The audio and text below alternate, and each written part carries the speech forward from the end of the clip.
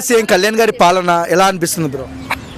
నిజంగా దేవుడు మళ్ళీ దిగొచ్చి పరిపాలించినట్లు ఉంది. అప్పట్లో రాముడు ఎలానో ఇప్పుడు పవన్ కళ్యాణ్, ఒక యోగి ఆదిత్యానంద ఇన్స్పిరేషన్ పవన్ కళ్యాణ్ ఎలా ఉన్నారో, ఒక మాయావతి ఇన్స్పిరేషన్ ఎలా ఉన్నారో, ఎవరైనా ఏపీలో ఎవరు రాజకీయ నాయకుడు అంటే చెప్పడానికి పవన్ కళ్యాణ్ గారు అని చెప్పడానికి వేరే రాష్ట్రాలకు కూడా ఇన్స్పిరేషన్గా ఉన్నాడు. పవన్ కళ్యాణ్ గారు మన నరేంద్ర మోడీ దగ్గరికి వెళ్తే మోడీ సైతం లేచి మరి షేక్ హ్యాండ్ ఇచ్చే కెపాసిటీ మన కళ్యాణ్ గారికి ఉంది. సో ఈ వైబ్ ఎలా అనిపిస్తుంది మీకు? ఈ వైబ్ నాకు తెలిసి ఇంకా ఎక్కువ రాష్ట్రాలు కూడా స్ప్రెడ్ చేయాలనుకుంటున్నారు పవన్ కళ్యాణ్ గారు. సో పవన్ కళ్యాణ్ గారికి నిజంగా వాళ్ళు ఇచ్చే అవకాశం కాదు, యాక్చువల్లీ వాళ్ళకి ఆయన కెపాసిటీ ఏంటో తెలుసు. 1000 ఏనుగుల బలం ఆయనకు ఉంది.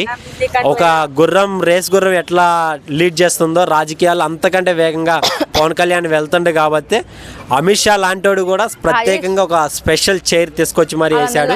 ఇంకా నువ్వు లోకల్ కాదు, నాన్ లోకల్ కాదు, లోకల్ కాదు, నువ్వు కేంద్రానికి వచ్చే అనే అభిమాన సాంకేతం తెలిపిన నరేంద్ర మోడీ గారి విషయంలో కూడా చూస్తే పవన్ కళ్యాణ్ గారి కెపాసిటీ ఏంటనే తెలుస్తుంది. ఓకే, అంటే ఏపీ రాజకీయాల్లో కళ్యాణ్ గారు 100 మార్కులు వేయించుకున్నారు ప్రజలతో. సో రాబోయే రోజుల్లో ఎలాంటి రికార్డులు షేక్ చేస్తారో, ఎలా శాసిస్తాడు రాజకీయాల్లో ఆయన? నేను చెప్తున్నా, ఒకప్పుడు ప్రజారాజ్యం పార్టీలో చూస్తే సముద్రం అంత మనుషులు ఎలా వచ్చారో ఈసారి 100% పవన్ కళ్యాణ్ నమ్ముతారు. కంపల్సరీగా కూటమికి ధీటుగా ఆయన అంటూ ఏందో చూపిస్తాడు, సపరేట్గా వస్తాడు, సీఎం అవుతారు 100%. టీడీపీలో నాయకులు కొంతమంది డిప్యూటీ సీఎం లొకేషన్ చేద్దామన్నారు. ఒకవేళ టీడీపీ మన జనసేనతో యుద్ధం చేయాలనుకుంటే యుద్ధం చేసే కెపాసిటీ వాళ్ళకు ఉందా? నిజంగా నారా లోకేష్ కనుక డిప్యూటీ సీఎం ఇచ్చినట్టయితే ఆంధ్రప్రదేశ్లో డిప్యూటీ సీఎం ఉండడానికి కూడా ఎవరికి తెలియకపోయేది.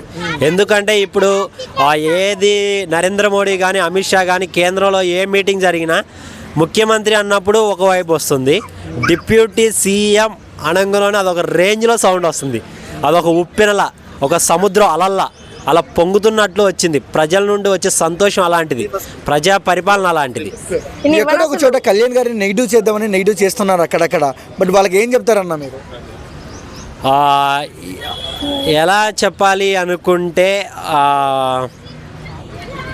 ఎంతమంది బురద చల్లినా ఎంత చేసినా కానీ దేవుడు అనేవాడికి మచ్చబడదు. కురుక్షేత్రం లాంటి యుద్ధంలోనైనా దేవుడే గెలుస్తారని నేను నమ్ముతాను. సో నా పిల్లల కన్నా ప్రజలే ఎక్కువ అన్నారు. సో ఎలా అనిపిస్తుంది అన్న అలాంటి మాటలు విన్నప్పుడు? ఆయన మాటలు విన్నప్పుడు కాదు, ఆయన చేతల్లో కూడా చూపించాడు. ఎందుకంటే పవన్ కళ్యాణ్ గారు వాళ్ళ పిల్లల్ని ఎక్కువ మీట్ అయిన సందర్భాలు లేవు.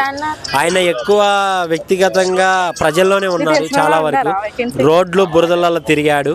ఎక్కడైతే అన్యాయం జరుగుతున్నప్పుడు ఆయనే వచ్చారు. ఎక్కడైతే అక్రమాలు జరుగుతున్నాయి, స్త్రీకి ఎక్కడైతే అన్యాయాలు జరుగుతున్నాయి, అరాచకాలు జరుగుతున్నాయి అన్నప్పుడు పవన్ కళ్యాణ్ గారిని మనం ప్రత్యేకంగా చూసాం. ఆయన్ని ఆపినా కానీ ఆయన కట్టుదిట్టాలు తెంచుకొని మరీ వచ్చాడు. రోజా గారు ఇప్పటికి కూడా కళ్యాణ్ గారిని విమర్శిస్తున్నారు. సో దాని గురించి ఏం చెప్తారు? కుక్కలు ఎన్నో మురుగుతాయండి.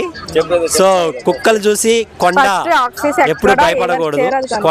కొండకి ఏం పోదు, కుక్కలకే సేటు. రోజా కుక్కలు అని అనం, ఆయన గురించి తెలియక విమర్శించే వాళ్ళని అలా అంటాం. ఓవరాల్గా 1 word లో కళ్యాణ్ గారి గురించి ఏం చెప్తారు? కళ్యాణ్ గారి గురించి చెప్పాలంటే ఈ యుగంలో వచ్చిన ఒక యుగ పురుషుడు అని చెప్తాను.